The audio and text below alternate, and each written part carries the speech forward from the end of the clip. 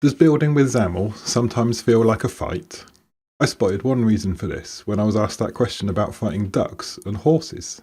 If you don't know, the question is, would you rather fight one horse-sized duck or 100 duck-sized horses?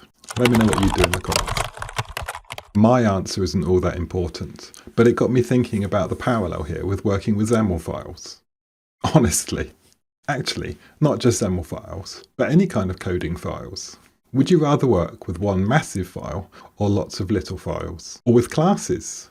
Would you rather work with one massive class or lots of little classes that work together in collaboration and combination? Well, a XAML file is typically one class or some partial classes. Would you rather work with one massive XAML file or lots of little ones? It might be a question you've not thought about before. After all XAML files get big pretty quickly, don't they? Don't they? Well, I don't think that always has to be the case. Consider this file. It's from the .NET MAUI workshop. It's not massive, but it's pretty big. Especially when you consider that it's a single page with only 7 controls on it.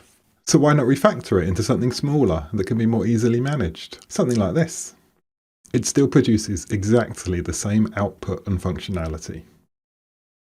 All I've done is create some custom types to help make it easier to work with.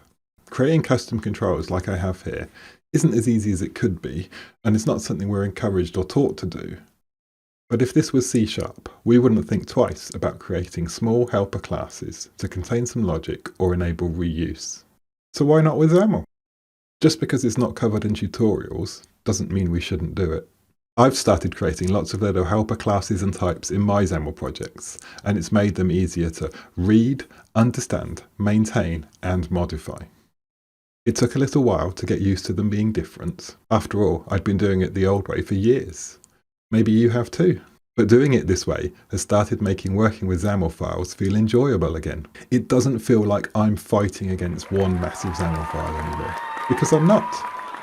I've got more on this idea and other ways I've been making XAML more of a pleasure to work with and less of a fight. I'll put those details in future videos, and if you want to make sure you don't miss out on any of them, be sure to subscribe. And I'll see you next time.